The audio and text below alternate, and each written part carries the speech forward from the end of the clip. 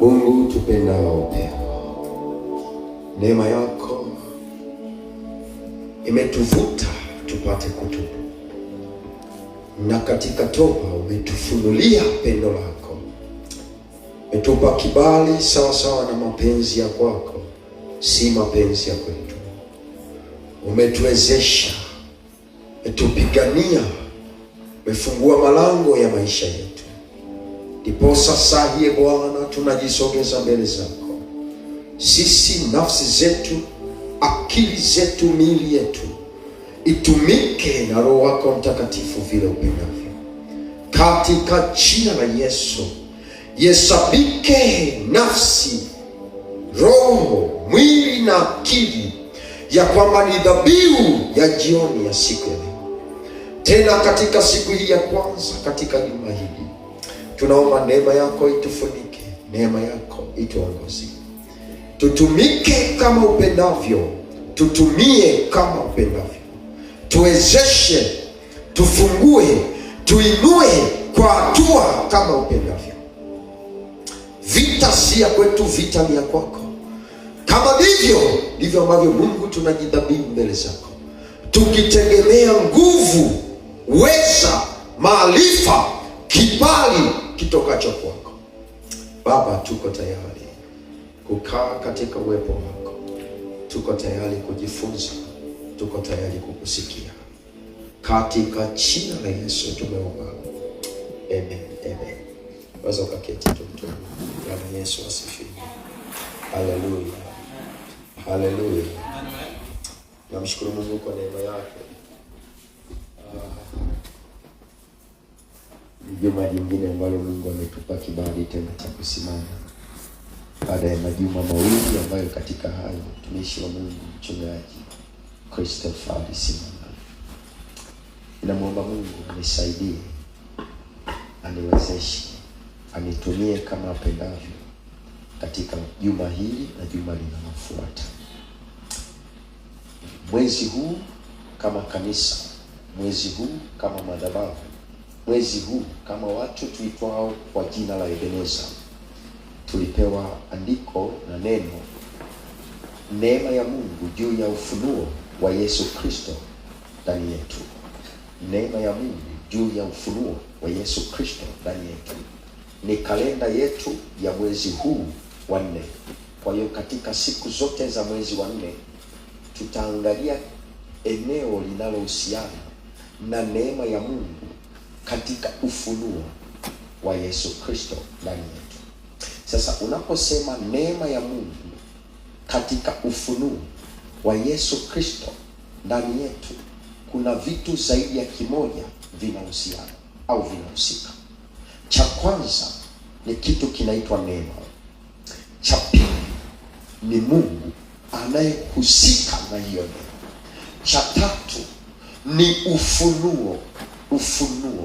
ufunuo wa nani? Wa huyo Mungu katika Kristo ndani ya mtu. Kwa hiyo kuna neema, alafu kuna Mungu mwenye hiyo neema, alafu kuna namna afanyavyo katika hiyo neema. Hiyo neema anaifunua kupitia Kristo Yesu ndani ya mtu. Haifunui neema hiyo sehemu nyingine. Kwa hiyo unajikuta na wewe unahusishwa au unahusika katika Mungu kutenda kuifunua hiyo neema kupitia Kristo Yesu. Kristo Yesu hafunuliwi katika miti, hafunuliwi katika bahari, hafunuliwi katika milima, anafunuliwa ndani ya mtu. Kazi ya Kristo ni ndani ya mtu. Matokeo ya Kristo ni ndani ya mtu. Utendaji wa Kristo ni kwa mtu, si vinginevyo. Sasa kwa sababu hiyo anasema neema ya Mungu juu ya ufunuo. Huo ufunuo unafunuliwa wapi? Unafunuliwa katika Kristo ndani ya mtu. Naomba nianze tofauti kidogo leo. Yaani inamaanisha hivi, ukinielewa itakusaidia sana. Inamaanisha hivi, Mungu ameandaa jambo, ameshalikamilisha, anatafuta njia za hili jambo limfikie mtu anayemkusudia, na katika njia hiyo inapatikana moja ambayo ni Kristo. Ndiposa pale kwenye neno anasema mbinguni Mungu akasema ni mtume nani?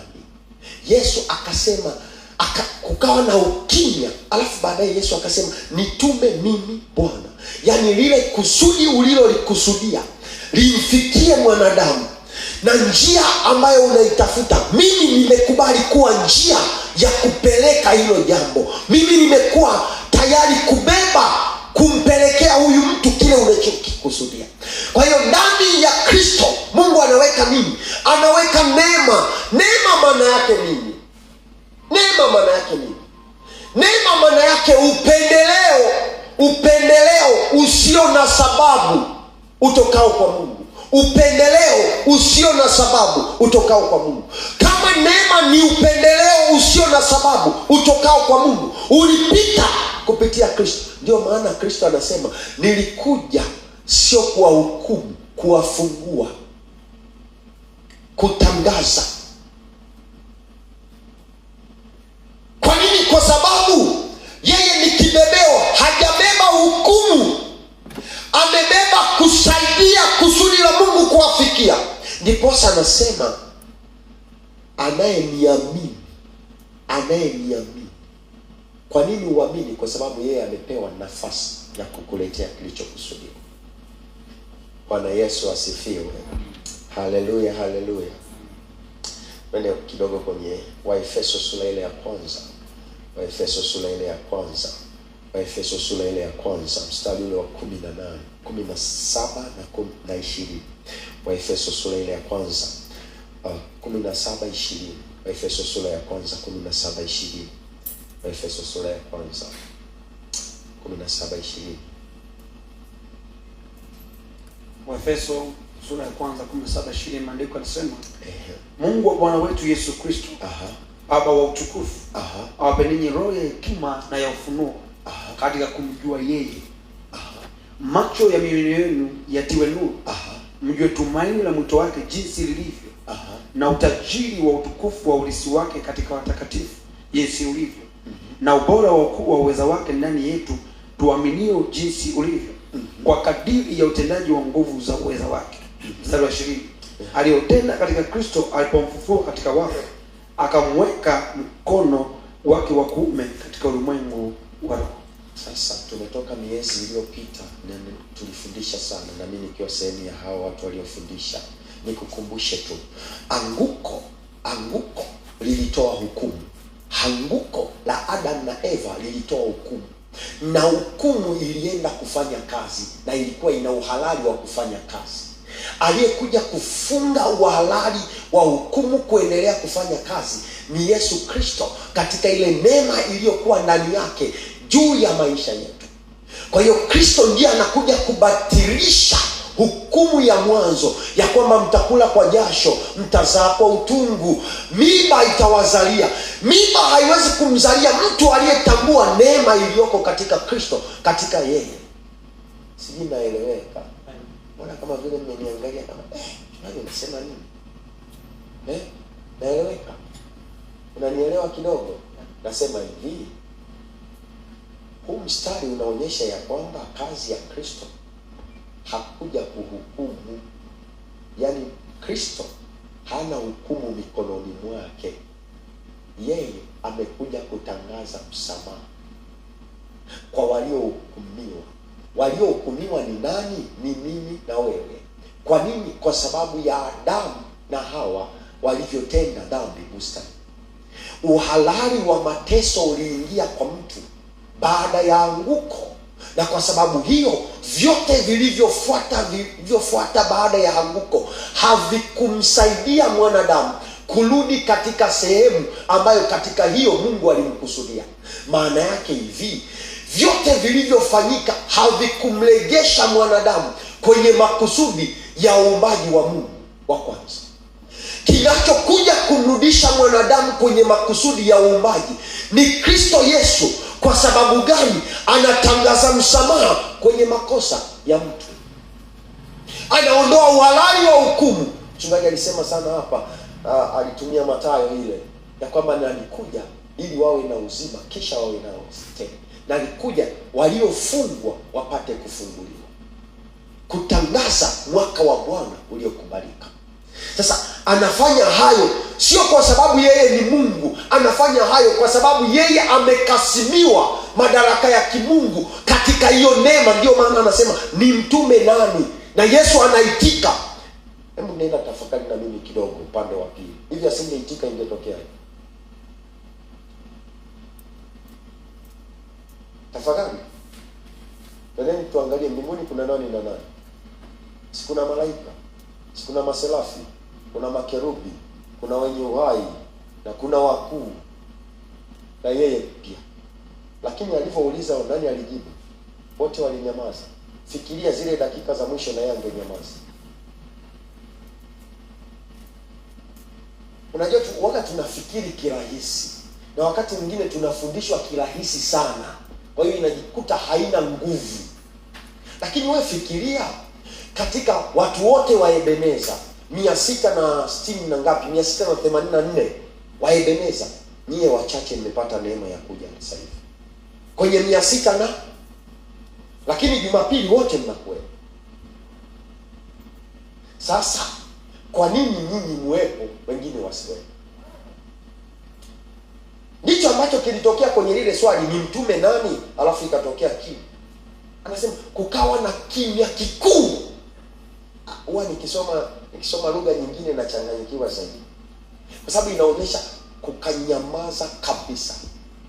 Kwa hiyo kazi za mbinguni zikastop kwa sababu ya swali moja, na ni mtume nani. Hakuna malaika aliyeshuka kupeleka ujumbe, hakuna ambao alitakiwa kuponywa, uponyaji ukashuka kutoka mbinguni kwa sababu ya swali hilo kwa dakika hizo.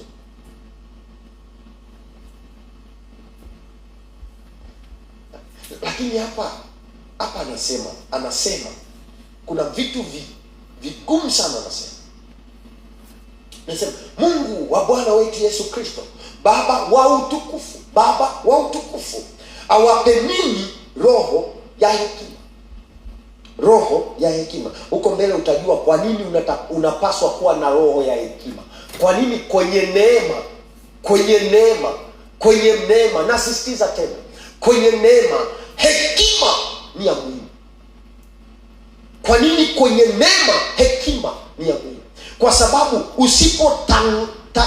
itazama neema katika hekima, utajihesabia haki.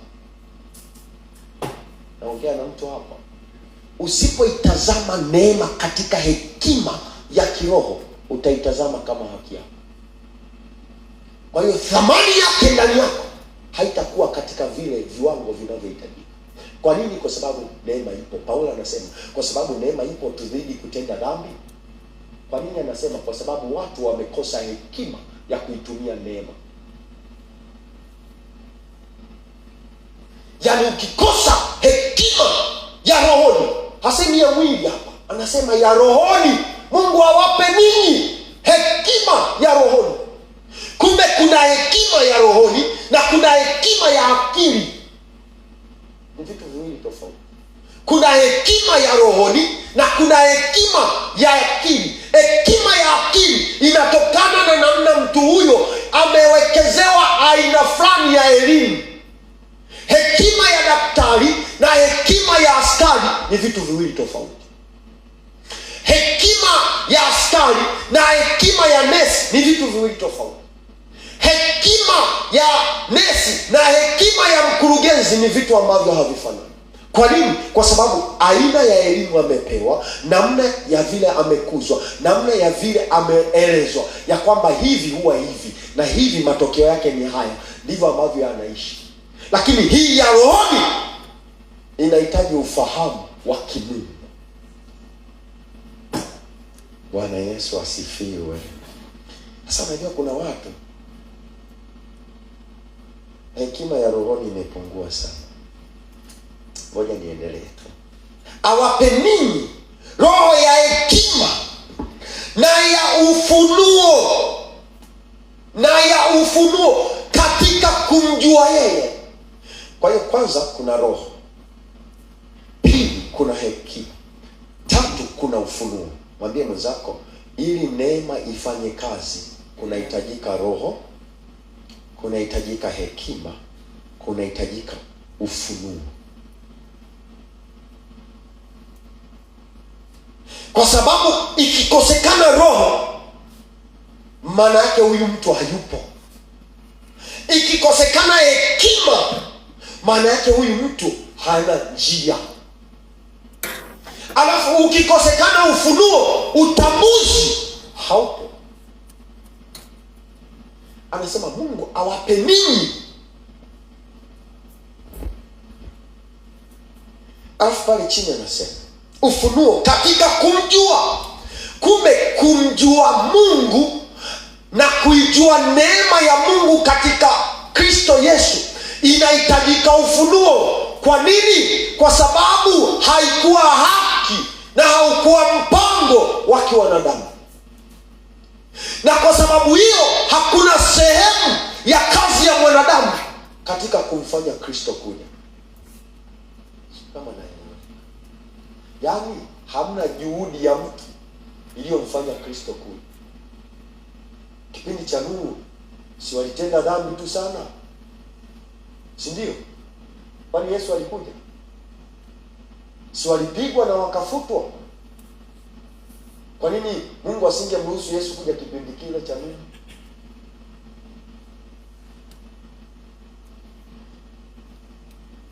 Watu wanasema ni kiwango cha dhambi. Kiwango cha dhambi haikumsababisha Yesu kuja hata siku moja. Naam. Kwa sababu kuna kiwango cha dhambi kwenye Biblia kimeandikwa mpaka Mungu akajiapiza, lakini Yesu hakuja.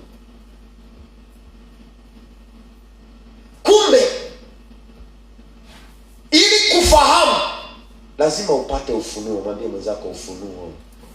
Ngeukia tena, mwambie ufunuo. Mwambie unao ufunuo.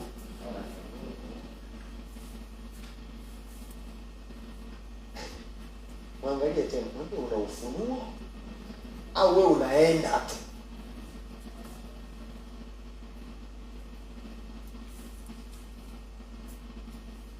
Ili ufahamu na ili tufahamu juu ya Kristo na hiyo neema inahitajika ufunuo. Ndiposa Yesu anasema utanitafutia Lukumai na nyie kwa haraka. Yesu anasema imenipasa mimi niondoke ili awajilie huyo msaidizi. Kwa nini? Kwa sababu hata alipokuwepo wako watu ambao hawakuamini ya kwamba Yesu ni Mungu, na hawakusikia na walipuuza. Kwa hiyo haijalishi ni miaka mingapi angeketi, bado wapo ambao hawakuamini. Lakini Yesu anasema imenipasa mimi niende ili awajilie roho. Kazi ya roho ni nini? Kumpa mtu ufunuo juu ya kazi au kusudi la Mungu kwenye hayo maisha. Anasema atawajulisha. Sasa unaendaje bila kujulishwa? Hivi usingeambiwa leo hii kuna ibada, ungekuja ingekuwaje? Maana yake kilichokufanya uje, ulijulishwa ya kwamba kuanzia muda fulani mpaka muda fulani, sehemu fulani kuna jambo fulani. Hicho ambacho anafanya Roho, kuleta ufunuo.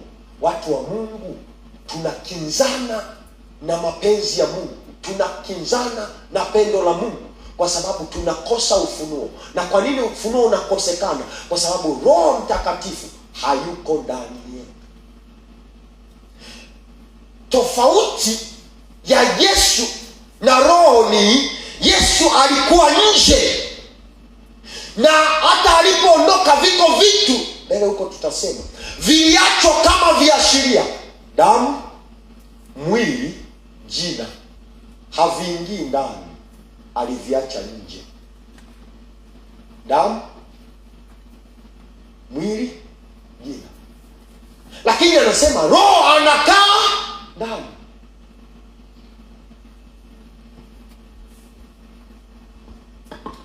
Maandiko anasema katika Yohana 14 mstari wa 26, lakini huyo msaidizi, huyo Roho Mtakatifu ambaye Baba atampeleka kwa jina langu, atawafundisha yote na kuwakumbusha yote niliyowaambia. Aha. Sawa, twende mstari wa 18 wa Efeso 1:18. Ninatoa ufafanuzi alafu nitasema vile ambavyo Mungu amenisemesha. Anasema 17, anasema hekima ya ufunuo katika kumjua yeye, macho ya mioyo yenu yatiwe nuru.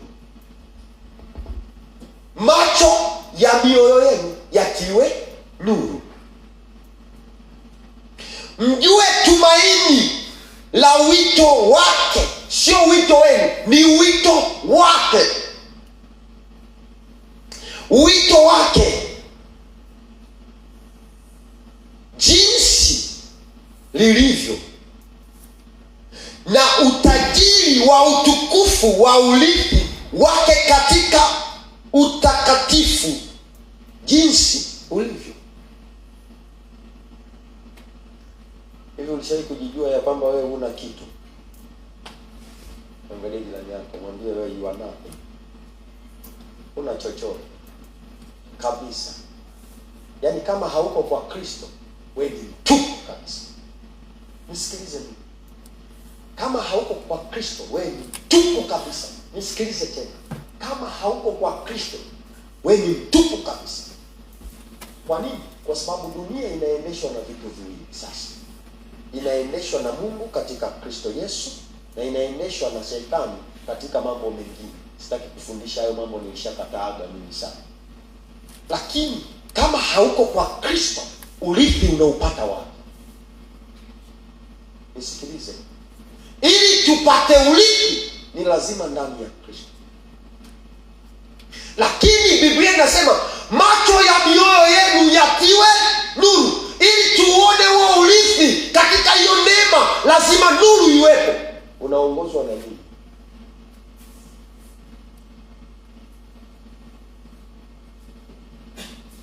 Maruteli mnaimba nuru ya roho ni Bwana Yesu, nakuomba sasa angazishe ukanizame,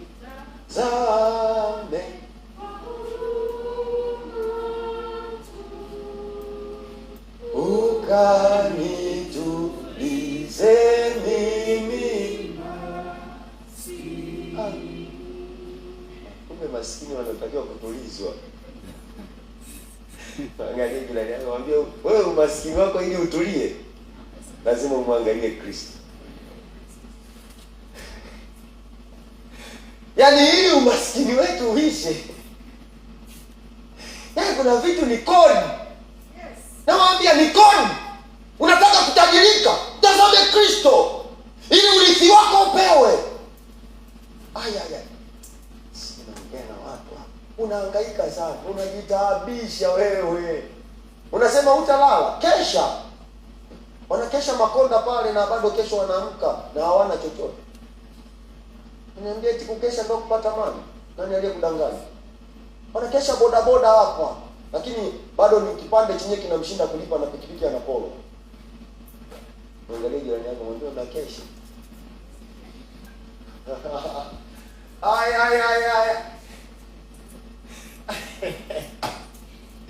Hey, hivi nimeanza vibaya leo Bwana nimetulia kidogo. Lakini anasema, ukisoma mstari ule wa 8 anakuambia, macho ya mioyo yenu na yatiwe nuru, mjue tumaini la wito wake jinsi ilivyo. Jinsi ilivyo. Ningekuwa mimi ni Biblia yangu, ningeweka alama hapo. Jinsi ilivyo. Kwa nini? Kwa sababu ilivyo ni njia. Jinsi ilivyo. Ilivyo ni njia. Ilivyo inamaanisha njia.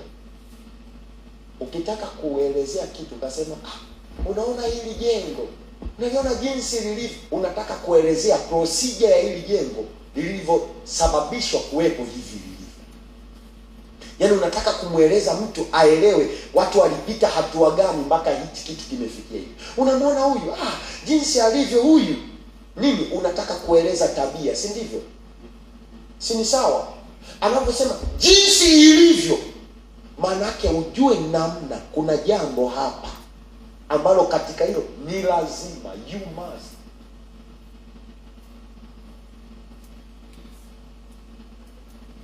Yaani usipojua jinsi ilivyo, hauwezi kujua namna ya kuenenda. Usipojua namna jinsi ilivyo, hauwezi kujua thamani ya hicho unachopewa. Usipojua jinsi ilivyo, hauwezi kujua namna ya kupokea.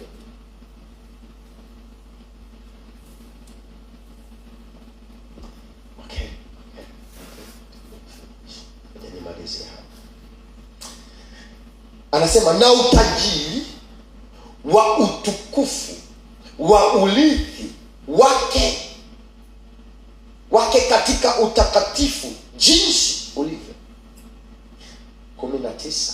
Na ubora wa ukuu wa uweza wake ndani yetu.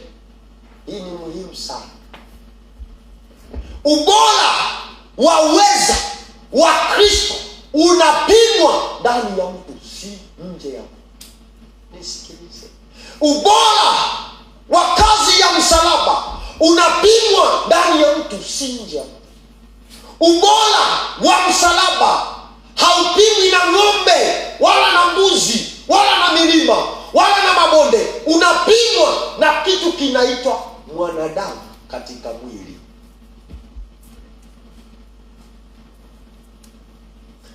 Sasa unajua watu wengi, uko mbele, Mungu nisaidie nisiseme mengi hapa, lakini uko mbele, Mungu nisaidie. Anasema na ubora wa ukuu wake ndani yetu, ndani yetu. Weka pointi kubwa sana pale, si uandike kwa herufi kubwa. Tuaminio. Sasa okay. Tuaminio, naanza kwenda mbali wakati natakiwa niwe karibu. Anasema tuaminio jinsi ulivyo. Kumbe kuna wanaoamini juu ya Kristo. Ndio pale Paulo unamtafutia anaposema kwetu sisi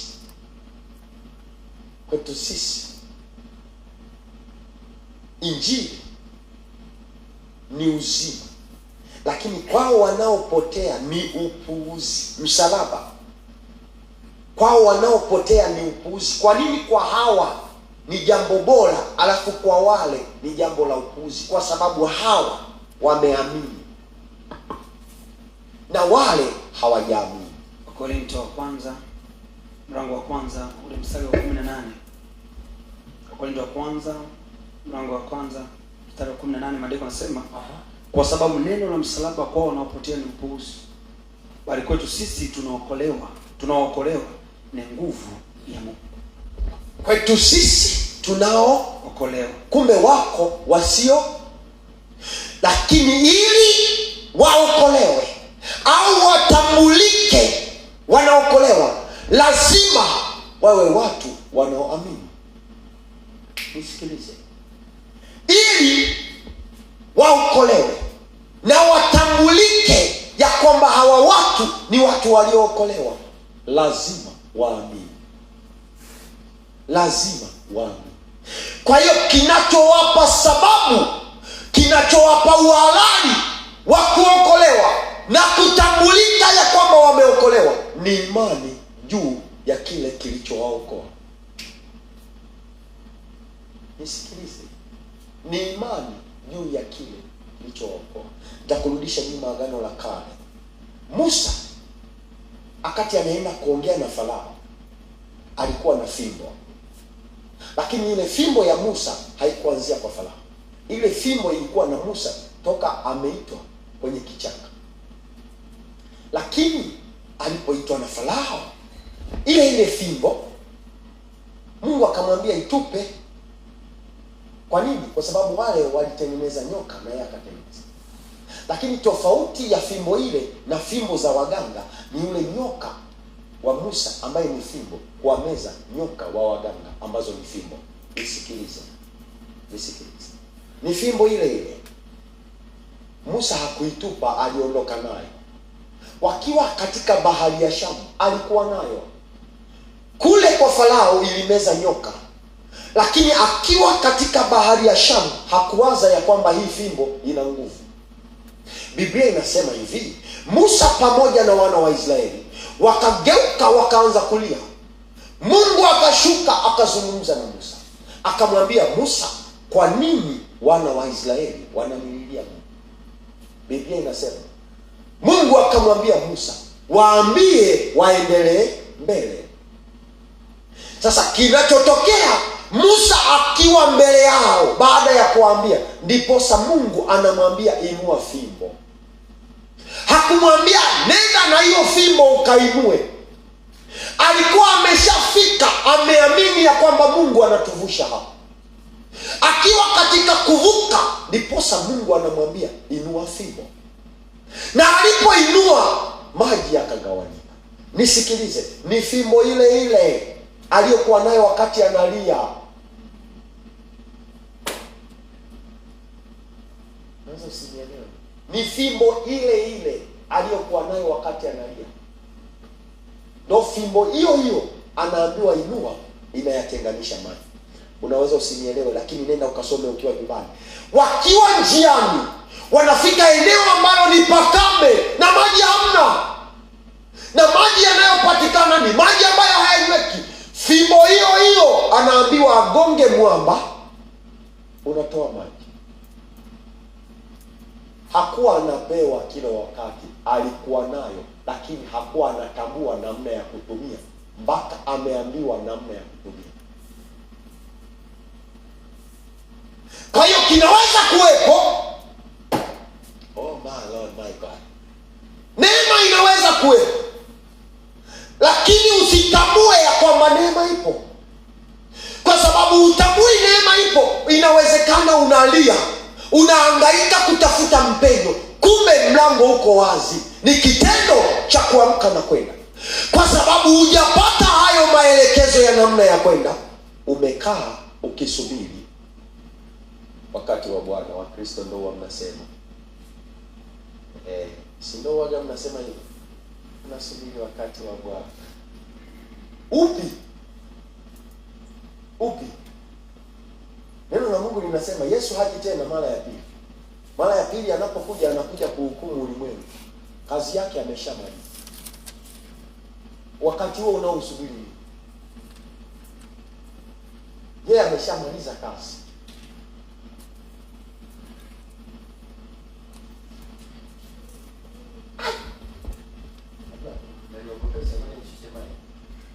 Nimetulia kiwango ambacho maana naogopa. Unanielewa? Au mimi naenda tu alafu kumbe nimeacha watu wote. Nisikilize. Inawezekana hapo ulipo leo, ambapo wewe unaona mlima, Yesu alishaweka usawa. Haupo tena mlima. Kilichokosekana hapo ni wewe kuamini. Isikilize. Kilichokosekana hapo ni wewe kuamini. Ngoja nikusogeze kwenye mfano wa pili. Bado nafafanua wa Efeso. Sijaenda popote, niko kwenye wa Efeso. Mfano wa pili. Yesu alikuwa na wanafunzi wake 12. Ukiadi wa mama walikuwa wawili, lakini kila mwanafunzi alikuwa na msaidizi mmoja. 12 kwa 12 jumlisha 2. Kuna Martha na Mariamu walikuwepo muda wote ambapo unamwona Yesu yupo. Au amsomaje hayo maandiko? Hawatambuliwi kama wanafunzi, lakini they are there kwenye kila eneo. Wanatajwa. Okay, sawa. Mimi sitaki kukupa hayo mengine yatakuchanganya. Lakini wote hao wote Yesu anawaambia wapeni makutano chakula. Nisikilize. Wako nyikani, wako na Yesu. Na Yesu anajua ya kwamba hapa ni nyikani. Anawaambia wanafunzi, wapeni makutano chakula. Nyie mnasoma. Wanafunzi wanasemaje?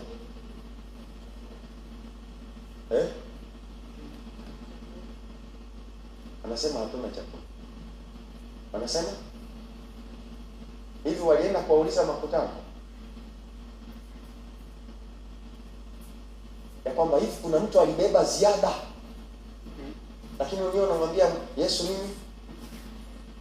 Lakini baadaye uone cha kushangaza, anatokea mtoto anasema nina mikate michache na visamaki. Anaowaambia sio Yesu. Nisikilize uone ufunuo ndio maana yake. Huyu mtoto amwambii Yesu. Huyu mtoto anawaambia wanafunzi ambao wamemwambia Yesu hatuna chakula. Wale waliopeleka habari ya kwamba hatuna chakula ndio wale wanapata habari ya chakula kidogo. Alafu ndio wale wanaenda kwa Yesu wanamwambia, lakini kuna mtu ametuambia kuna visamaki na mikate. Nisikilize taarifa wanayotoa. Ana visamaki na mikate. Kwa wanafunzi waliopewa taarifa ya visamaki na mikate sio kitu, lakini kwa mpokea taarifa ni kitu kikubwa kuliko. Kwa nini? Kwa sababu Yesu ameona chanzo cha muujiza kiko. Kwa hiyo hana mashaka kwa sababu chanzo cha muujiza kiko. Kwa hiyo anawaambia waketisheni watu. Hivi huwa mnasoma kama mimi? Nisikilize, anawaambia waketisheni watu. Wanafunzi wale waliosema hatuna chakula hawakumuuliza Yesu tunawaketisha kwa sababu gani. Wanaenda wanaambia haya, kaeni vizuri, kaeni. Tena anawaambia waketisheni kwa formula hii. Wanapewa formula 50. Alafu anainua mikate ile na samaki wale. Nisikilize, wende usome tena. Kikapu alichobebea yule mtoto ndicho kilichoinuliwa, hakubadilishwa. Lakini 50 wa kwanza wakala kikapu kile kilichokuwa na mikate michache na samaki michache. Kikapu kile hakikubadilishwa chombo. Nisikilize, muujiza hauhitaji mabadiliko makubwa. Wakagaiwa 50 wa kwanza, wa pili, wa tatu. Anasema yapata watu 1000. 1000? Hivi yule muangalie umri wa yule mtoto alikuwa anaweza kubeba mikate ya watu 5000. Sisemi hiyo. Samaki wa watu 5000 stani hiyo. Mkapiga hesabu. Lakini vilibebwa na mtoto na viligaiwa na wanafunzi kwenye kikapu kile. Nini kimetokea? Ni kitu kinaitwa imani. Angalia jirani yako, mwambie una nini mkononi? Machozi yako hayaamini kwamba hicho nacho kinaweza kutumika kama muujiza. Yaani kinachokosekana sio jambo kubwa, ni imani. Na Yesu anasema mkiwa na imani ndogo, punje ya haradali, waweza kuiamuru milima ikaenda. Ni punje ya haradali. Napenda wimbo mmoja wa Luther wenzangu. Unaimba hivi: mbona wataka kungoja, ondoka upesi ndugu. Au mnaimba tu nyie, yani mnaimba. Kama nilishie kitabu.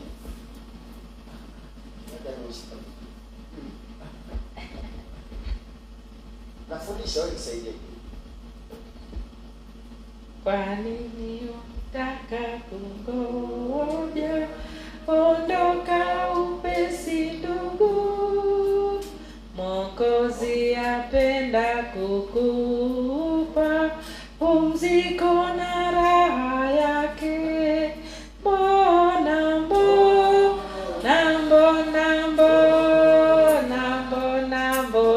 hutaki kumjia?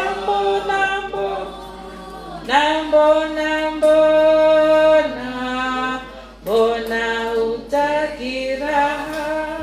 Si mnaimbaga kitabuni. Muda umeisha.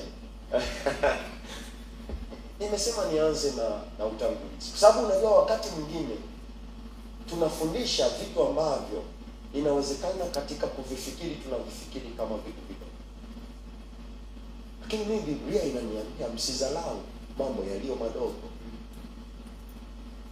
Yaani leo hii dunia inachokikosa ni imani katika huyo anayemwita Mungu kwao.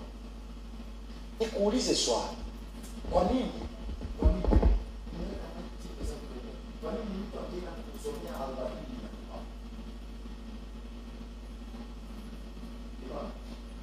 unaikosa? Kwa nini akikwambia unafunga biashara na unafunga kweli? Why? Kuna mmoja alikuja kumwambia, aliambiwa mtoto wako huyu utaona. Jamaa amemaliza. Akaona. Toka amesema huyu tutaona mtoto toka siku ya leo huyo. Ndio mtoto wa miaka mitano.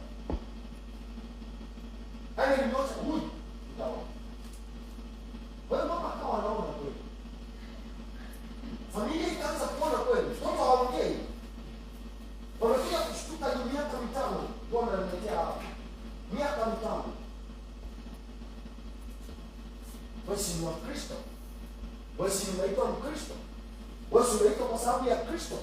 Yeye si ndio aliyeshuka kuzimu akanyang'anya funguo? Si ndio huyo? Ziko funguo gani ambazo zina operate kwako ambaye huyo ndiye aliyezichukua? Na wewe ndio unaitwa kwa jina lake. Anasema atashuka akachukua mamlaka. Kuna mamlaka gani juu yako unaitwa kwa jina lake wakati mwenye hiyo mamlaka ndio unaitwa mimi? Nashangaa. Watu wananiambia hizo wananiambia najidai sana. Mimi sio najidai, mimi najua kodi. Najua kwa kanyanga, sasa kanyanga. I know the code. Ndio nawafundisha vitu ni code. Nakwambia hamna mtu atakupigana vita na wewe. Hayupo. Never. Kama nife leo. Never. Yaani mimi umri wangu unaona. Wazee kama huyu hapa wanasema. Wanajua mambo huyu jamani. They know. Sisi ni kombe. Nakwambia wako wazee wana mamlaka zao wakiona wanajielewa. Why? I know the code. Najua pa kukanyaga, si ukiruki tutembee hivi. Inakama nao sana, najua hapa nikikanyaga ni hatari. Na najua namna ya kukanyaga mti wenye hatari alafu utavuka. Anasema mtego walionitegea wamenasa. Lazima wewe umevuka kwenye huo mtego, wenyewe waje kujua kwamba ulikunasa. Katika namna ya kukufuata ndio maana unawashika.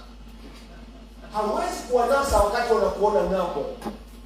Lazima wakuone ng'ambo ya pili ndio waje wakufuate. Katika namna ya kukufuata ndio unawanasa, kwa sababu wanajua wewe uliuondoa, kumbe umeuacha, umeuvuka. Ay. Sijui nikimaliza hapa mimi nafundisha watu wanaitwa majasusi wa mbinguni. Haleluya. Yaani tunamaliza hizi 90, hamna kitu.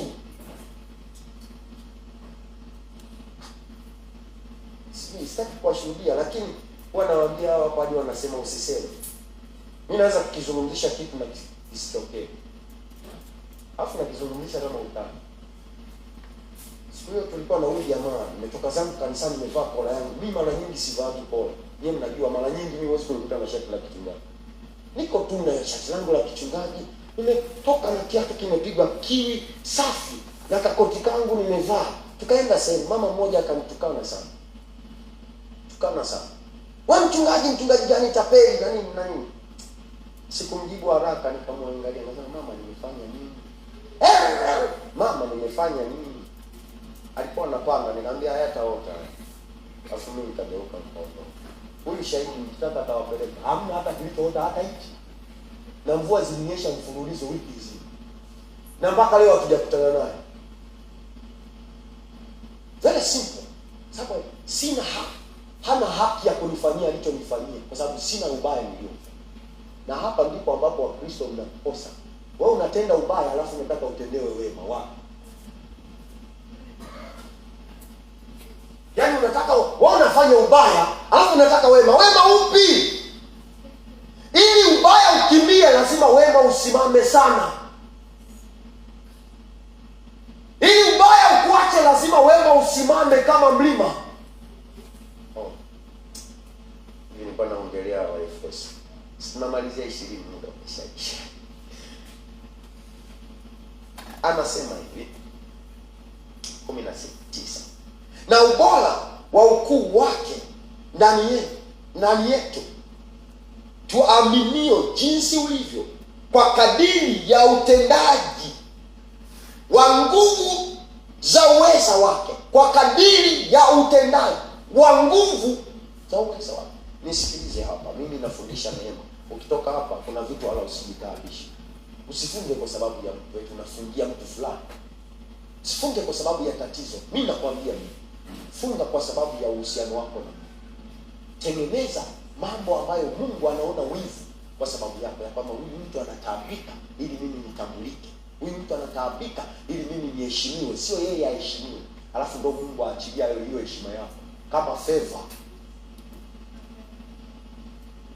Kwa sababu ukuu wa uweza wake na utendaji wake sio wa kwako, utendaji ni wa Mungu. Ili uwepo ndani yako, ni lazima ushirika wako na Mungu uwe katika viwango ambavyo havina mashaka, ili utendaji wa kimungu uingie ndani.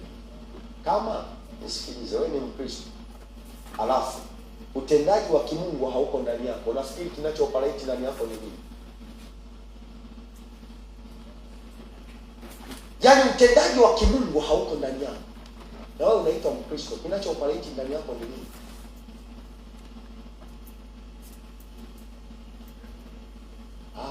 Kwa hiyo kumbe kupigwa ni haki yako.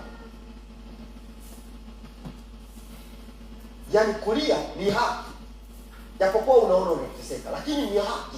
Kwa nini? Kwa sababu hujaruhusu utendaji wa kimungu ndani yako, ili upambane na utendaji wa adui. Kwa sababu wewe ukitumia nguvu zako uwezi, ukitumia akili zako uwezi, haushindi. Umeshashindwa asubuhi. Kinachokusaidia kushinda ni utendaji wa kimungu ndani yako. Kwa sababu hiyo unahitajika, unapaswa kupambana ili utendaji wa kimungu uinuke ndani yako, ufanye kazi ya Mungu sawa sawa na kusudi. Anasema vita si vyetu, vita ni vya Bwana. Okay, kumbe anayepigana vita vya kwetu ni Bwana ndani yetu.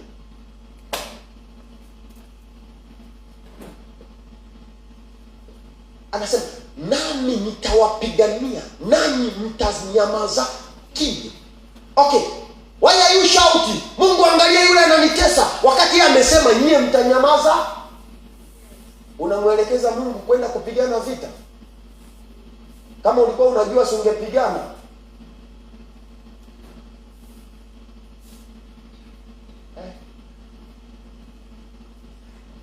Kwa hiyo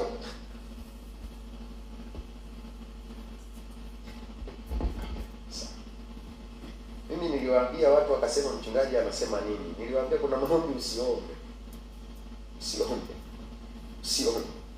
Kwa sababu wakati mwingine unatumia muda wako for nothing. Na maombi wala usiombe. Wala usifanye. Wewe ruhusu Mungu afanye kazi. Ruhusu utendaji wa Mungu ufanye kazi ndani yako. Ambacho unatakiwa kupambana asubuhi, mchana, jioni. Ndio pale Yesu akaenda, wanafunzi wakaenda kwa Yesu. Wakamwambia, Yesu, tufundishe kusali. Si ndio wenyewe walienda? Wakamwambia Yesu, tufundishe kusali. Intro ya ile sala inasemaje? Baba yetu uliye mbinguni, jina lako litukuzwe. Ufalme uje.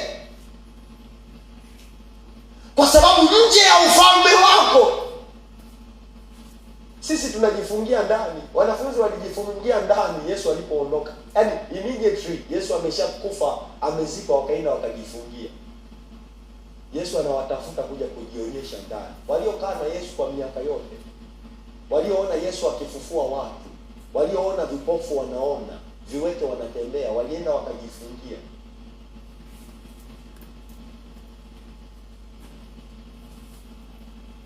Nini kilikosekana? Ni ule ufalme wa Mungu ndani yako. Kwa nini unahangaika? Ni ufalme wa Mungu wako kukosekana ndani yako. Kwa hiyo ufalme wa adui unapokutazama, unakuona uko empty na unaweza kufanya chochote ndani yako.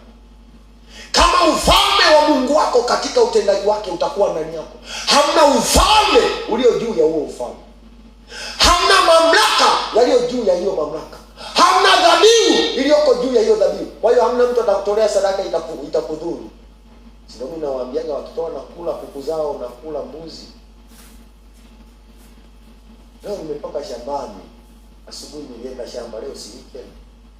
Sasa nilipeleka watu kufanya kazi. Sasa watu wakawa wananitisha. Nikakuta amechinja kuku hapa, amechinja kuku mwisho.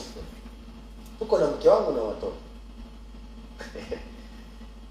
Sasa wale wanaofanya kazi wakasema, mchungaji, panoma. Ambia noma gani?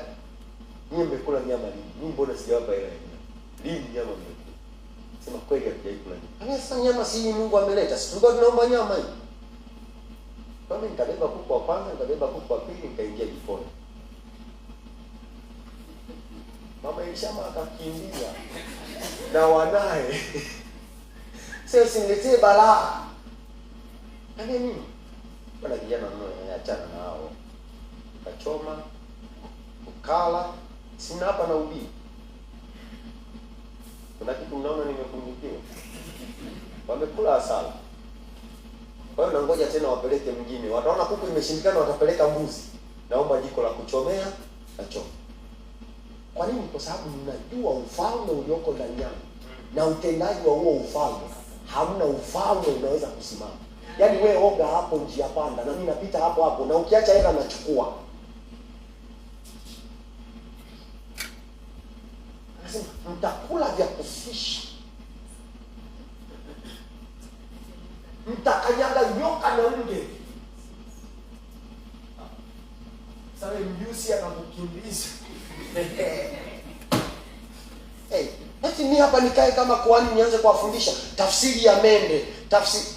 Na huo muda mimi na muda wa kufundisha tafsiri ya utendaji wa ufalme wa Mungu ndani ya nje hapo. Wewe ni mtu empty. Nakwambia tena. Eti usiku anakuchukua unaenda kukulimisha. Ala. Niliamka, nimechoka, nimelima wapi? Si ndio ungekuja kufanya kazi kwangu, mimi natafuta vibarua. Nini kinakosekana? Kwa sababu mimi nikilala najua sio. Ndio maana ukisikiliza wachawi walioenda kwenye watu wenye imani, walisema tulienda tukakuta bahari. Tulienda tukakuta hayupo. Na kukaja yupo wakati mimi nilala hapo hapo. Na asubuhi na hapo. Ni mfalme wa Mungu na utendaji wake. Anasema atatufunika kwa mbawa zake. Atatuficha. Kwa hiyo adui anapotutafuta sisi hatuonekani. Hatuna eti najificha. Unajificha wapi? Sisi tunafichwa.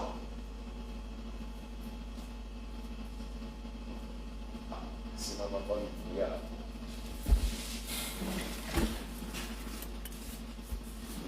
Malo. Mimi nimekwambia kwa intro.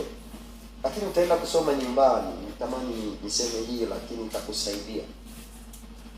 Kutoka 38. 13:14 kutoka 13:13-14. Anasema, basi sasa nakuomba, ikiwa nimepata neema mbele zako, unionyeshe njia zako, nipate kukujua, ili nipate neema mbele zako,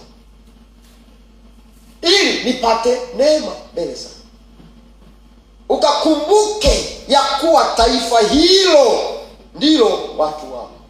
Alafu pale 14 nasema, akasema, uso wangu utakwenda pamoja nawe, nami nitakupa raha.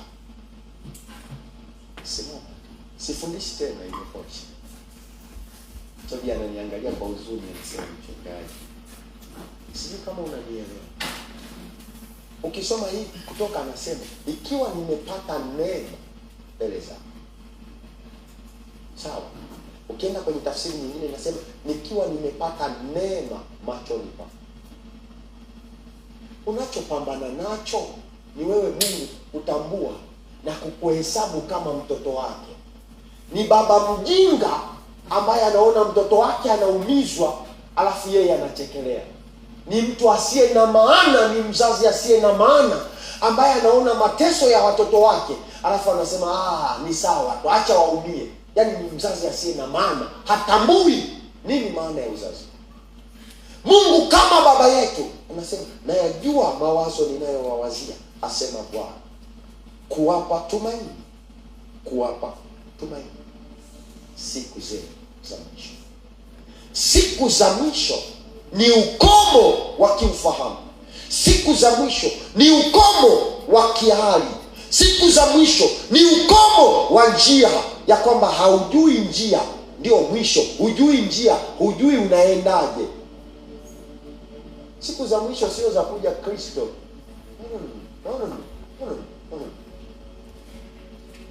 Sasa kwa nini tunataabika, tunateseka? Mmoja akasema, kwa nini Wakristo, mchungaji si aliwauliza maswali hapo, kawaambia kwa nini Wakristo tunamiliki vitu vya ajabu ajabu? Haya, leo hii unajifunika. Asubuhi umekula chai na maandazi. Maandazi ya nani? Unga wa nani? Alafu unajifunika na damu ya Yesu. Safi. Unajificha wapi? Kuna watu waliniambia na mimi nikaingia kwenye hiyo hiyo hatunywi maji ya aina fulani. Mpaka leo mimi sini. Lakini nisema sio sini tu hayo maji. Sinywi hayo maji, sili mkate, sili andazi. Na nipatia wapi soda? Nimeacha miaka 10 imepita sijani. Nikinywa labda naona testi. Hiyo mara moja haina shida. Kwa Yesu basi. Kwa kuna vitu lazima kuruhusu utendaji wa kimungu na neema inafunua utendaji wa kimungu. Nitazungumza kesho na siku zinazofuata. Uone kazi ya neema. Kwa sababu sometimes tunafikiri tu neema ni lidude fulani Mungu analiachilia hivi. Halina kazi. Haiwezekani neema ikaachiliwa hivi ikawa haina kazi. Haipo.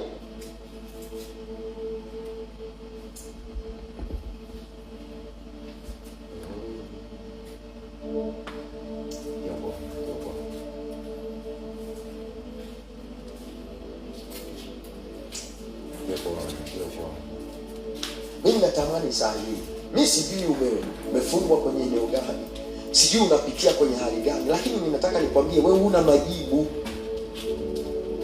Na hata wakati mwingine ungepewa majibu na Mungu juu ya hilo jambo, yangekutisha na kukushtua. Kwa sababu hiyo, ruhusu Mungu afanye mwenyewe. Ruhusu Mungu afanye mwenyewe. Ruhusu. Ninasema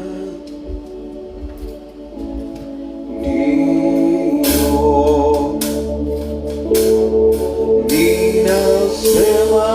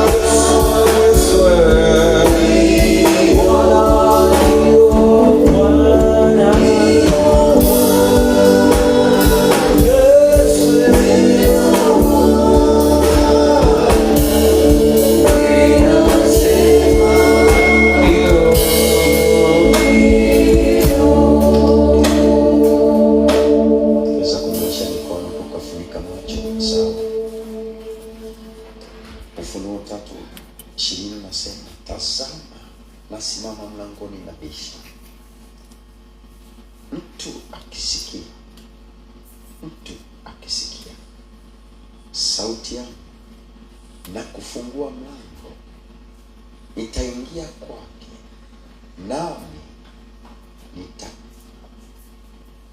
nitakula pamoja nao na yeye pamoja nao. Tazama, nasimama mlangoni nabisha. Mtu akisikia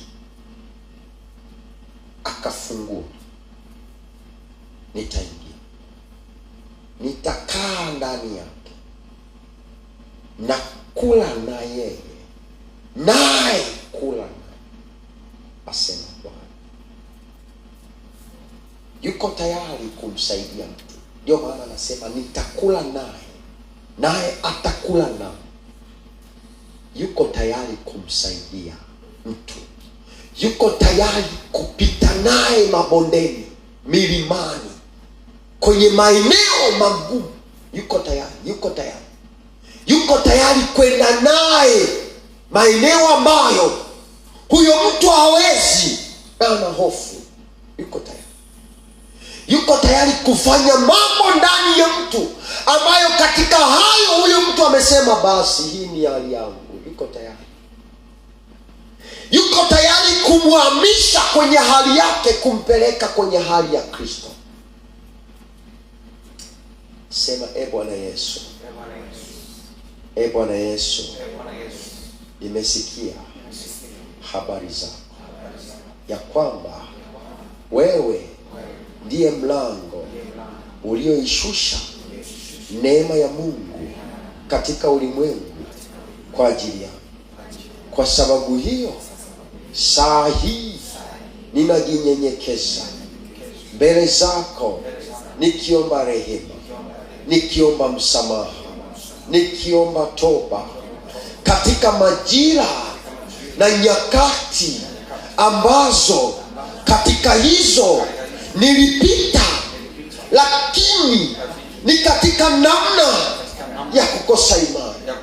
Ninatambua ya kwamba ingekuwa nina kiwango cha imani ambacho katika hicho wewe uliachilia hiyo neema, nisingehangaika, wala nisingelia, wala nisingeteseka, wala nisingesononeka na kuwanyooshea wengine vidole, nikiona ya kwamba walipaswa kunisaidia, hawakunisaidia. Walipaswa kunivusha, hawakunivusha. Nafasi yako niliweka watu kwenye nafasi yako, niliweka vitu kwenye nafasi yako, niliweka hali ambayo katika hiyo ilikinzana na neno lako. Saa hii ninaomba rehema mbele ya kiti chako, ninaomba rehema mbele ya madhabahu yako.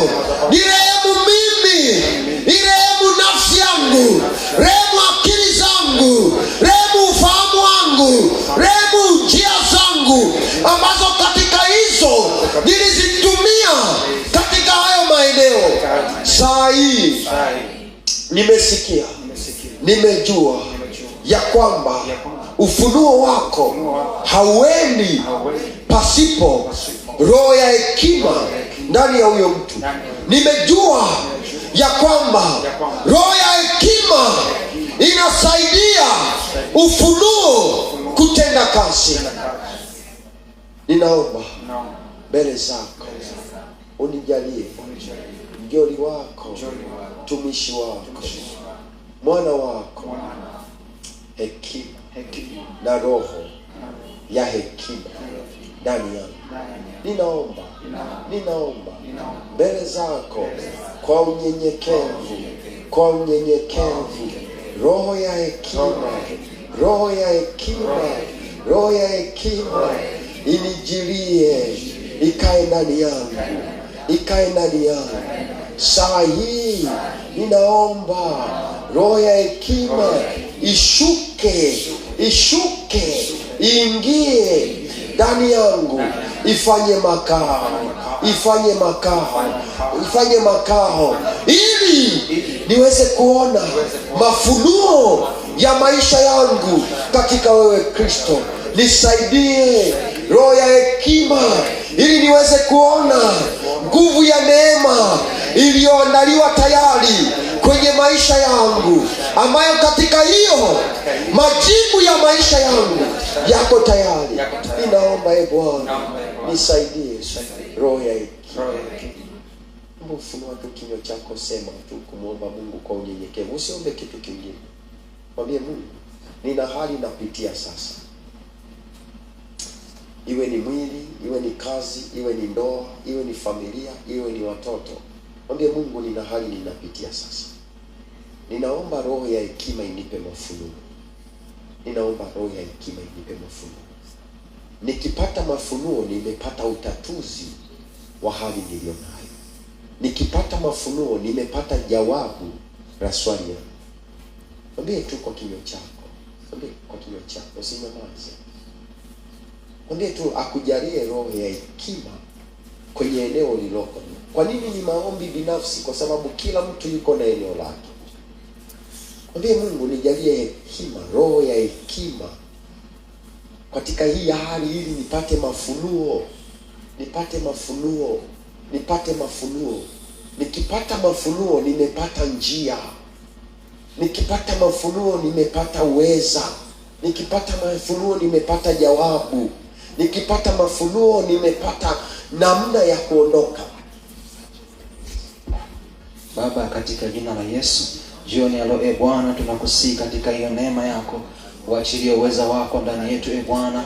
Neno lako linasema mtu akipungukiwa na hekima na ombe kwa Mungu awapaye wote kwa ukarimu wala hakemei. Sasa Bwana, tunafungua mioyo yetu sasa na kitabu kile cha waraka wa Yakobo sura ya 1 mstari wa 5. Kama ulivyosema, tunapopungukiwa na hekima tuombe kwa Mungu, na wewe Mungu unawapa watoto wako bila kuwakemea. Sasa Bwana, tunaomba roho ya hekima ndani yetu, roho ya ufahamu ulio bora ndani yetu, roho ya kusaidia kujua namna tupasavyo kuenenda na kutenda. Sasa Bwana, hiyo roho ya hekima ikapate nafasi mioyoni mwetu, macho yetu yatiwe nuru, tupate kujua tumaini na wito wako, jinsi ambavyo Mungu na utajiri mwingi, na katika uwe Bwana tujulishe namna tupasavyo kuenenda, namna tupasavyo kutenda, namna tupasavyo kufanya. Maana Bwana, katika akili zetu tumetenda na tukuona majibu, tumetenda tukaendelea kuteseka, tumetenda tukaendelea kujikuta kwenye vifungo vya mateso. Sasa Bwana, tunasihi macho yako ya hekima yafunguke ndani yetu sasa, ile roho ya hekima iliyo bora ingie ndani yetu Bwana, ifungue ufahamu wetu, ifungue macho yetu ya rohoni, tujue namna tupasavyo kuenenda, hekima yako itujulishe kutenda katika jina la Yesu. Maana umesema katika kitabu cha Misali, mwanamke mwenye hekima huijenga ndoa yake, bali mpumbavu ivunja. Maana yake hekima inampa kujua namna ipasavyo kutenda, namna ipasavyo kuenenda, sawa sana changamoto aliyokutana nayo, sawa sana mazingira anayopitia. Sasa Bwana, tuna siri ya hekima, itujulishe namna itupasavyo kutenda, itujulishe namna itupasavyo kuenenda, itujulishe namna inavyotupasa kutenda katika jina la Yesu Kristo. Sasa Bwana, fahamu zetu zifunguliwe, ili Mungu tujue namna inavyotupasa kutenda, inavyotupasa kuenenda, inavyotupasa kufanya. Mahali pa kunyamaza tuweze kunyamaza, mahali pa kutokusema tusiweze kusema, mahali pa kutulia tupate utulivu. Maana Bwana, yako mazingira yanayotujalisha, yanayotutaka kutulia, lakini kwa sababu ya kutokuwa na hekima tunashindwa kutulia. Yako mazingira yanayotulazimisha kunyamaza, lakini kwa sababu hatuna hekima tunajikuta tumesema, na katika kusema kwetu tunaendelea kuzalisha mateso, taabu, changamoto, mahangaiko mengi, na hatimaye Bwana adui anapata nafasi katika kusema kwetu. Sasa Bwana, tujalie roho ya hekima, mahali pa kunyamaza tunyamaze, mahali pa kuomba tuombe, mahali pa kutafuta uso wako tutafute uso wako,